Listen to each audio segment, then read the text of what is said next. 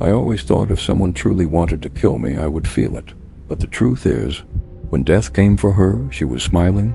Shiori was the kind of girl who made people pause when she entered a room. Not because she was loud, but because she had a softness that made you want to protect her. She was studying in Saitama, a quiet, well-mannered student with soft features, warm eyes, and a voice barely above a whisper. She loved animals, helped tutor classmates, and rarely went out past sunset. Nothing about her suggested she would end up the center of a national tragedy. Nothing except the man she met by accident at a part-time job mixer in 1998, Kazuhito Komatsu. He was older, confident in a way that felt like flattery at first, but pressure later. He drove a flashy car, wore designer cologne a little too thick, and always seemed to know exactly where Shiori would be. At first, her friends teased her about the whirlwind romance, expensive gifts, over-the-top dinners, but within weeks they noticed something darker. Kazuhito didn't like when she talked to male classmates. He followed her when she said she was going home. Once, she arrived at school to find flowers waiting on her desk, despite not telling him her class schedule. It only took a few months before she tried to break things off. That's when it really began. The first threats came in the form of voicemails. Soft at first, almost pitiful, then cold. "If I can't have you, no one can." Her friends heard them, urged her to go to the police. She did, repeatedly, but they brushed her off. "He hasn't touched you, right? Did you take any of the gifts? You're young. Maybe you misunderstood." Shiori started carrying a camera with her.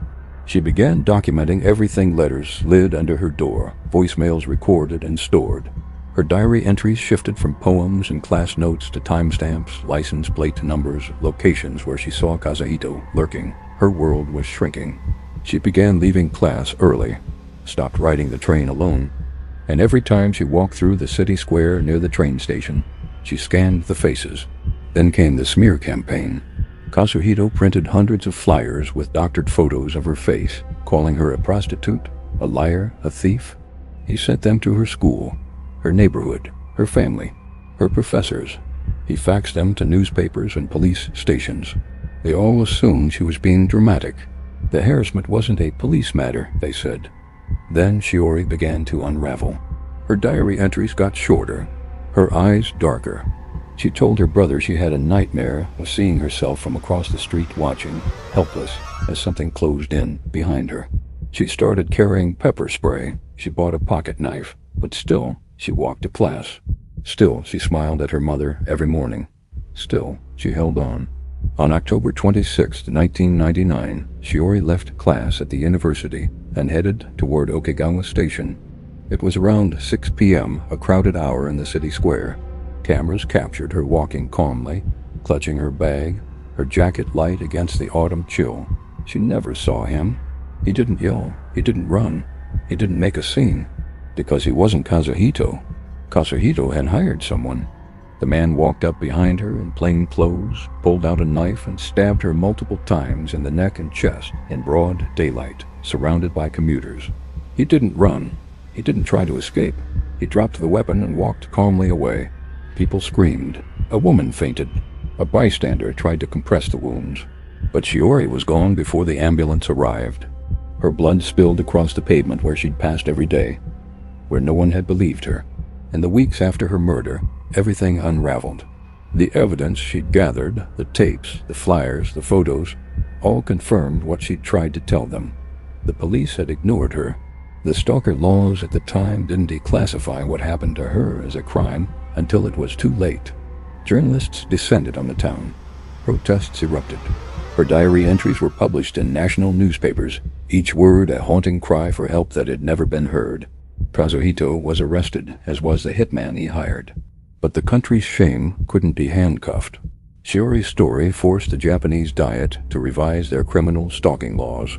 Her face, once quietly tucked into a scarf and bowed toward her books, became the symbol of every silenced victim. But here's the part that still haunts me. Shiori's mother once said that her daughter would walk slower in the months before she died. Not from fear, but from awareness. She would look over her shoulder often. She would pause at corners. She would watch her reflection in storefronts, not for vanity, but for the chance she might see someone behind her that shouldn't be there. And even when the courts refused her, when the police mocked her, when her teachers doubted her, Shiori never stopped documenting, never stopped speaking, never stopped hoping someone would listen, because she knew. And now, so do you.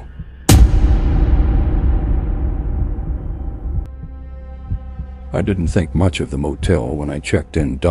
It was one of those roadside places that looks decent enough from a distance. Clean exterior, a vacancy sign still flickering from some lost decade, and a parking lot just big enough to give you hope you'd be alone that night. I was passing through Nebraska after a funeral, too tired to keep driving and too wired to sleep in my car. The clerk didn't even ask for ID, just slid me a key labeled room 9 and told me checkout was at 11 sharp. I figured it was just another dead-end stop on a long, dead-end road. But when I opened the door to my room, something already felt off. Not broken or filthy, just slightly wrong, like walking into a childhood home after years of absence. The air was heavy with the scent of lavender air freshener, clinging to everything like a second skin, and the walls had a yellow tint beneath the white paint, as if the room had seen decades of smoking and scrubbing, and stories no one should ever know. Still, I was exhausted, and weird vibes weren't enough to make me turn back. I tossed my bag on the chair, showered, and collapsed onto the bed. The sheets were surprisingly clean, tucked military tight, but it was the pillow that caught my attention. When I turned it over to get comfortable, something fluttered to the ground. A small piece of folded paper, no bigger than a receipt. I almost didn't notice it at first. I figured it was some hotel rule card, or maybe one of those feedback slips. But when I opened it, the handwriting was unmistakably human.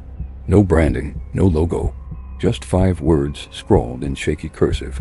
Don't look in the mirror after 3 a.m. Now, I'm not the superstitious type. I've stayed in my fair share of sketchy motels and seen plenty of weird stuff graffiti in the drawers, strange stains on the ceiling, even a taxidermied raccoon nailed to a wall once. But something about that note made my stomach twist. It wasn't just the message, it was the fact that someone had gone out of their way to hide it. Not on the nightstand, not slipped under the door, but under my pillow, as if they knew I'd find it in the moment right before sleep took me. I checked the clock on the nightstand. 2:13 a.m. The red digits glowed faintly in the dark. Just under an hour. I tried to laugh it off. Maybe it was a prank. Maybe the last guest had a twisted sense of humor. Still, I found myself avoiding the mirror. It hung directly across from the bed, an old, cloudy thing, with a chipped wooden frame and a faint crack running down the side, like a scar. I turned off the lights and faced away from it, pulling the covers high and telling myself that sleep was the best option. But my brain wouldn't shut off. Every creak of the walls, every groan of the pipes, every passing car outside had me imagining someone or something waiting for me to glance over my shoulder. At 3:02 a.m., I caved. I didn't mean to, I swear. I just wanted to reassure myself that it was nothing, that the note was just someone's idea of a joke, that mirrors don't hold anything but reflections. I turned over and faced it. At first I saw only myself sitting up, staring like an idiot, sleep-rumpled and hollow-eyed. Then I blinked. My reflection didn't, I froze. Every part of me screamed to look away, to shut my eyes, to throw something and shatter the damn thing. But I couldn't. My reflection was frozen mid-blink, unmoving, mouth curled in the faintest trace of a smirk I hadn't made. The air in the room dropped, cold enough to fog the glass, but the reflection's breath didn't show. Slowly its hand lifted, not mine, not in sync, and reached forward until it touched the other side of the mirror. I backed away so fast I fell off the bed, hitting the carpet hard enough to jolt the breath from my lungs. When I looked back, the mirror was empty, just an old, cracked pane of glass reflecting a quiet, cold room. The next morning I didn't sleep. I just sat in the parking lot until the sun came up and the front office opened. I approached the woman behind the counter, an older lady, maybe late 50s, with tired eyes and hands that looked like they'd seen too many years of scrubbing. I asked her, casually, about the note. She tilted her head slightly, confused. I said someone must have left it under the pillow, maybe the maid. Her face went still. We haven't had housekeeping in room 9 since last year, she said slowly. That room's usually locked up. You were supposed to be in 7, but I must have grabbed the wrong key." I didn't respond. I just thanked her, got in my car, and drove, not stopping until I was 3 states away. I don't know who left the note. I don't know what I saw in that mirror. All I know is that something was waiting for me that night, and whoever tried to warn me had probably seen it, too. And they hadn't been so lucky.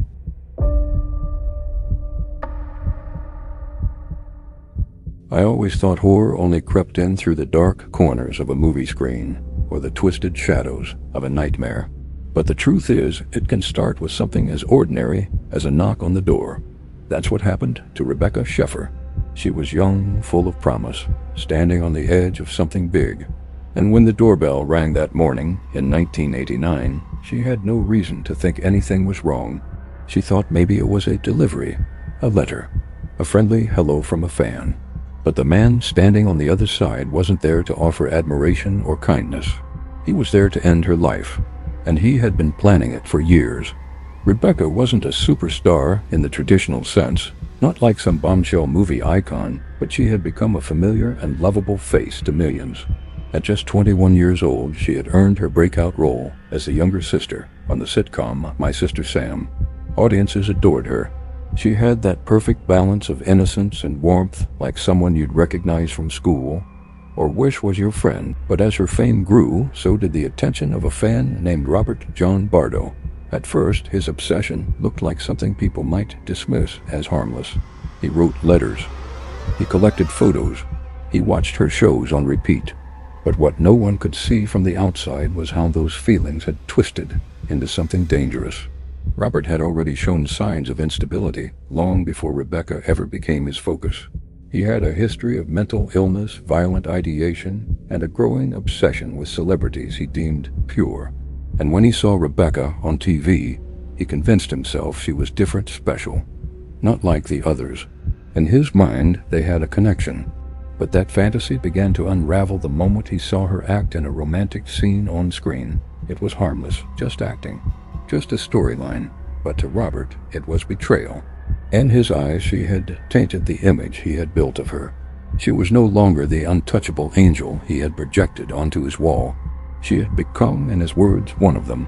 That realization didn't dull his obsession, it fueled his hatred. And that hatred needed a target.